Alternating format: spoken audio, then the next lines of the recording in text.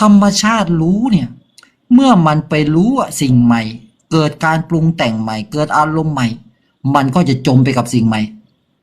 เห็นไหมว่าตอนนี้มันจมไปกับฝ่ายสุขแทนมันลืมฝ่ายทุกข์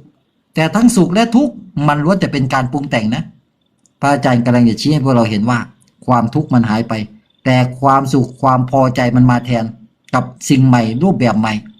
แต่ใครจะเห็นได้บ้างว่าทั้งอาการรู้และอาการคิดปรุงต่างๆเหล่านี้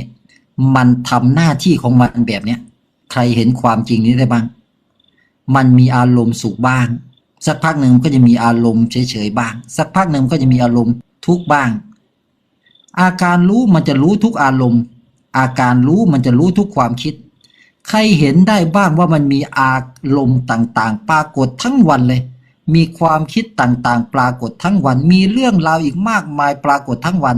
ให้อาการรู้ได้ไปรับรู้ใครเห็นความจริงนี้ได้บ้างว่าธรรมชาติเขาเป็นของเขาอยู่แบบนี้นี่คือปัญญามันไม่ใช่เราหรอกมันเป็นธรรมชาติของอาการจิตจิตเป็นธาตุชีวิตที่ไม่ได้มีรูปร่างว่างเปล่าใสบริสุทธิ์มากๆ